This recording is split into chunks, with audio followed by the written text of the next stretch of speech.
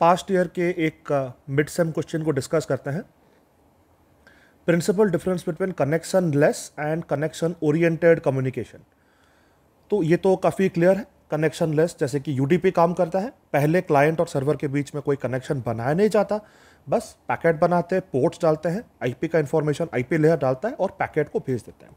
दूसरा पैकेट अगर जाएगा सेम प्रोसेस से तो उसके पहले वाले पैकेट के साथ कुछ कनेक्शन नहीं है, तो पैकेट्स आउट ऑफ ऑर्डर आ सकते हैं, ड्रॉप हो सकता है, डुप्लीकेट आ सकता है, ये सारे चीज़ें हो सकते हैं। कनेक्शन ओरिएंटेड में हम कनेक्शन बनाते हैं टीसीपी जैसा, से क्लाइंट और सर्वर 3 वे हैंडशेक करते हैं, सिन सेनाक एक् ये एक्सचेंज होता है।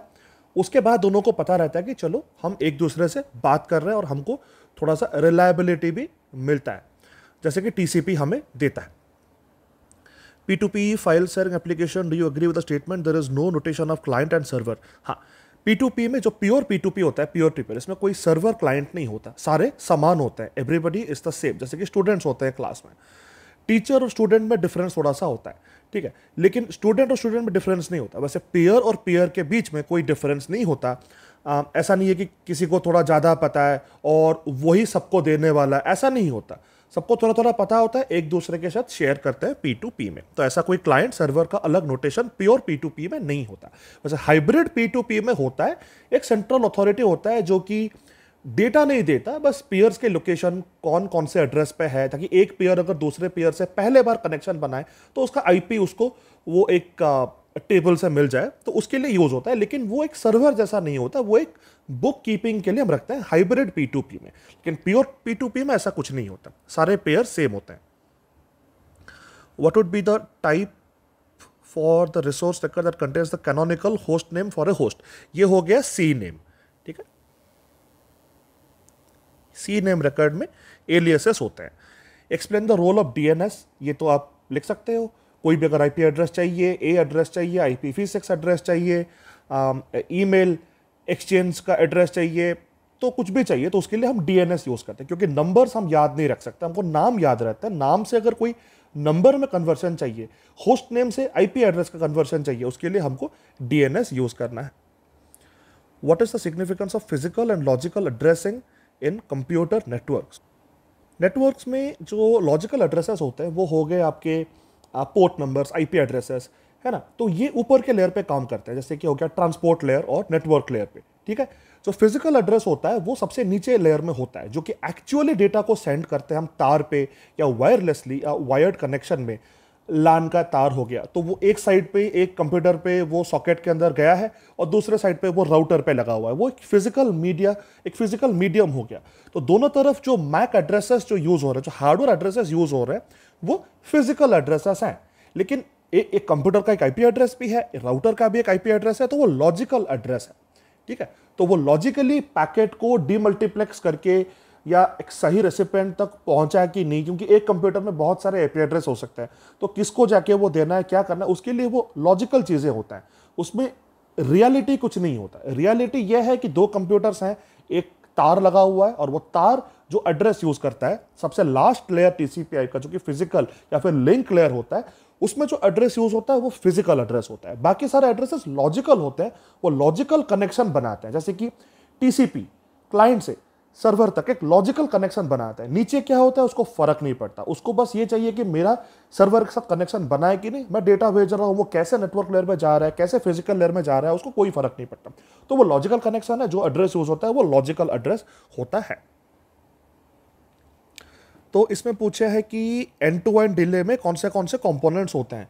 तो हमारा हो गया ट्रांसमिशन डिले, पैकेट को लिंक में उतारने के लिए जितना टाइम लग रहा है, और वो पैकेट के पहले बिट को सोर्स से डेस्टिनेशन तक जाने में जो लिंक पे जो टाइम लग रहा है वो हो गया प्रोपेगेशन डिले।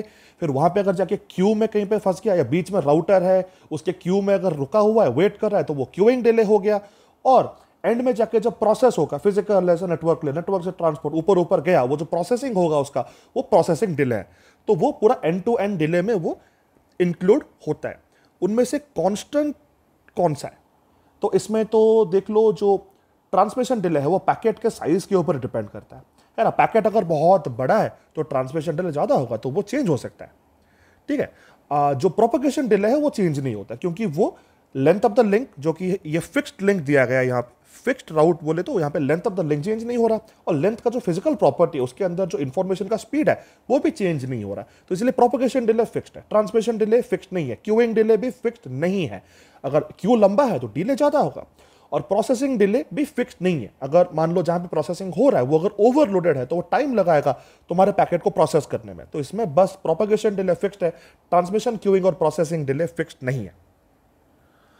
तो ये जो डायग्राम बनाने में आप अगर मेरे ईमेल प्रोटोकॉल वाला वीडियो देखेंगे, इसमें है कि कैसे एलिस बॉब को ईमेल लिखती है, तो उसमें वो एक यूजर एजेंट है, उसमें एक mail transfer message transfer agent का क्लाइंट होता है, फिर वो एमटीए का सर्वर होता है, जो कि मान लो एलिस अगर जीमेल यूज कर रही है तो उसका जीमेल सर्वर के साथ वो कनेक्ट होगा, उसके बाद वो एसएमटी पे से जाएगा, फिर जीमेल से अगर याहू तक जा रहा है, अगर बॉब याहू यूज कर रहा है तो वो फिर जाएगा, फिर एक एमटीए वाला ट्रांजैक्शन उसमें होगा, एसएमटी पे यूज होगा, फिर वहां पे बॉब के मेल बॉक्स पे मेल पड़ा होगा, फिर वो एक मैसेज एक्सेस एजेंट यूज करके IMAP नहीं तो POP3 यूज करके उसको रिट्रीव करेगा। तो ये मैं बहुत ही ब्रीफली बता रहा हूं, मेरे अगर उस वीडियो में आप जाएंगे तो आपको पूरा डिटेल वहां पे मिल जाएगा। What is DNS and what is it used for? If all DNS servers could be crashed, what would happen to the internet? मतलब ये तो DNS किसके लिए यूज हो रहा है हमने पहले भी जस्ट डिस्कस किया, ये तो बड़ी आसानी से आप लिख सकते हैं, बहुत कुछ लिख सकते हैं इसके बारे में। लेकिन अगर सारे DNS सर्वर्स को हम ऑफलाइन ले ले, क्रैश करा ले, तो इंटरनेट बंद नहीं हो जाएगा, इंटरनेट चलेगा। अगर आपको IP एड्रेसेस याद है तो आप बिल्कुल गूगल के साथ बात कर सकते हैं, आप ईमेल भी लिख सकते हैं, कोई प्रॉब्लम नहीं है। लेकिन आपको हाँ सारे IP एड्रेसेस आपको पता होना चाहिए। अगर Microsoft.com जा रहा है, उसका IP एड्रेस आपको पता नहीं है तो कोई DNS सर्वर भी नहीं है आपको बताने के लिए, तो शायद माइक्रोसॉफ्ट को फोन करके पूछना पड़ेगा कि तुमने जो तुम्हारा जो Microsoft.com का जो वेबसाइट है उसको तुमने कौन सा IP एड्रेस दिया है, तो वो शायद करना पड़ेगा। इंटरनेट बंद नहीं होने वाला, लेकिन कन्वीनियंस बहुत कम हो जाएगा। In SMTP, a sender sends unformatted text. Write and explain the MIME header for his message. तो ये देखिए MIME का हेडर कुछ ऐसा होता है, इसमें MIME का वर्जन रहता है, फिर कंटेंट टाइप, वहाँ पे अनफॉर्मेटेड टेक्स्ट था ना, तो यहाँ पे अगर आप देखोगे अगर अनफॉर्मेटेड टेक्स्ट है तो इसका जो टाइप होता है वो होता है टेक्स्ट, और जो सब टाइप होता है वो होता है प्लेन, मतलब वो अनफॉर्मेटेड है। तो यहाँ पे जब आप लिखोगे तो आप लिखोगे टेक्स्ट प्लेन, ठीक है, और एनकोडिंग टाइम आप कुछ भी लिख दो, बेस 64 जो कि हमने समझाया था वो लिख सकते हैं, आईडी आप कुछ भी नंबर डाल दो, और डिस्क्रिप्शन में आप कुछ भी डिस्क्रिप्शन लिख दो कि ये एक डेफिनेशन है कोई एक चीज़ का, ठीक है। तो बस इतना लिख देने से आपका MIME हेडर हो जाएगा, यहाँ से याद। उसको एक्सप्लेन भी कर सकते हैं कि अनफॉर्मेटेड है तो टाइप हो गया टेक्स्ट, सब टाइप हो गया प्लेन, एनकोडिंग हमने बेस 64 किया है, 6 बिट करके हमने लिया, फिर उसको हमने बेस 64 एनकोडिंग कर दिया, वो आप लिख सकते हैं। मैसेज ID चाहिए, अगर मल्टी पार्ट है तो एक मैसेज सब पार्ट को आइडेंटिफाई करने के लिए हमको मैसेज ID चाहिए, और उसका जो डिस्क्रिप्शन है वो अगर किसी को देखना है तो वो यहां से पढ़ सकता है। तो ऐसे करके आपको डिस्क्राइब करना है एग्जाम में। Explain why OSI is called as a model where TCP/IP is called as a protocol suite, be precise. ये तो नाम में ही है। देखिए जो TCP/IP है ना, ये OSI के पहले था, ठीक है, और इसमें जो प्रोटोकॉल्स थे वो बहुत ही प्रिसाइज थे, स्टैंडर्ड स्पेसिफिक थे, जैसे कि transmission control protocol, internet protocol. तो इसमें ये जो बैकबोन वाले प्रोटोकॉल है ये ऑलरेडी नाम में ही है, तो ये बहुत ही स्टैंडर्ड था। लेकिन जो OSI था ये बहुत ही एक डिस्क्रिप्टिव मॉडल है। बोलते कि एप्लीकेशन लेयर में क्या होना चाहिए, प्रेजेंटेशन लेयर में क्या होना चाहिए, सेशन, ट्रांसपोर्ट लेयर, तो ऐसे जो 7 लेयर्स है उसमें क्या क्या होना चाहिए ये मॉडल बता रहा है, लेकिन स्पेसिफिकली इसमें प्रोटोकॉल डिफाइंड नहीं थे।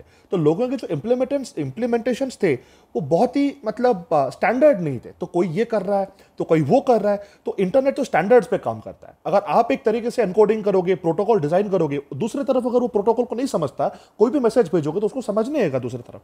लेकिन TCP/IP में जो प्रोटोकॉल्स थे वो स्टैंडर्डाइज थे, तो इसीलिए एक प्रोटोकॉल सूट है, और OSI बस एक मॉडल है जो कि बताते हैं क्या करना चाहिए, कैसे करना चाहिए वो नहीं बताता OSI।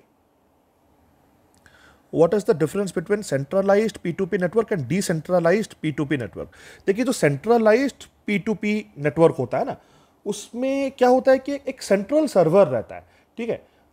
इसको हम थोड़ा सा हाइब्रिड P2P भी बोल सकते हैं। उसमें क्या रहता है कि एक सेंट्रल सर्वर रहता है जो कि पीयर डिस्कवरी के लिए यूज होता है। पीयर डिस्कवरी मतलब मान लो मुझे आपके साथ बात करना है, मैं एक पीयर हूं, आप एक पीयर हो, लेकिन हम दोनों को एक दूसरे का फोन नंबर नहीं पता। हम क्या करेंगे, टेलीफोन डायरेक्टरी के पास जाएंगे, बोलेंगे कि अच्छा उसका नंबर क्या है, आप आओगे बोलोगे ज्योति का नंबर क्या है। एक बार हमको नंबर मिल गया, फिर हम एक दूसरे से पीयर टू पीयर बात कर सकते हैं। तो ठीक है, तो वो जो सेंट्रलाइज डायरेक्टरी है वो बताता है कि अच्छा कौन कहां पे है, किसका आईपी एड्रेस क्या है, तो वो डिस्कवरी के लिए हेल्प आता है।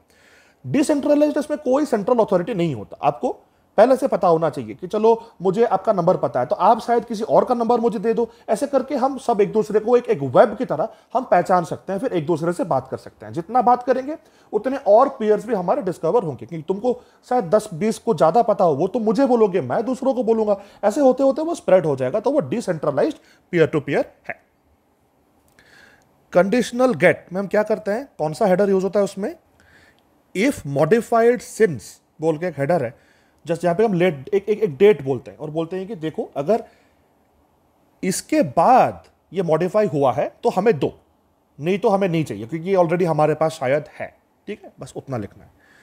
पिगी बैकिंग क्या होता है कि अगर कोई ऐक भेज रहे हो तो उसके साथ डेटा भेज दो, या फिर डेटा भेज रहे हो तो उसके साथ ऐक भेज दो। जो हमने टीसीपी के एक रूल में देखा था कि बस अलग से ऐक नहीं भेजते, अगर डेटा है तो उसके साथ ऐक भेज दो, तो दोनों एक पैकेट में चले जाए, तो उसको पिगी बैकिंग बोलते हैं। कोई एक जा रहा है, उसके पीछे तुम बैठ गए मोटरसाइकिल पे, तो वो पिगी बैकिंग हो गया।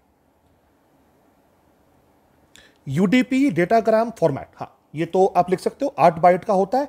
इसमें 2-2 बाइट के 4 चीजें होता है, सोर्स पोर्ट 16 बिट का, डेस्टिनेशन पोर्ट 16 बिट का, फिर टोटल लेंथ 16 बिट का, फिर चेकसम 16 बिट का। बस ये है यूडीपी डेटाग्राम फॉर्मेट। उसके जो जो जो फील्ड्स उसको डिस्क्राइब भी कर सकते हैं। सोर्स पोर्ट क्यों चाहिए, सोर्स प्रोसेस को आइडेंटिफाई करने के लिए।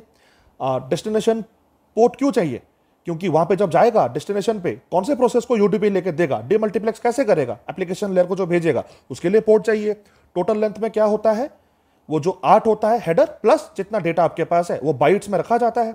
और चेकसम में क्या होता है, ऑप्शनल होता है, कैलकुलेट करते हैं तो वंस कॉम्प्लीमेंट यूज करते हैं, और कैसे भी करके उसको कैलकुलेट करते हैं। वीडियो में मैंने डिटेल में बताया हुआ है, वो आपको उसमें लिखना है थोड़ा थोड़ा, एक एक 2-2 लाइन, फिर उतना काफी होगा।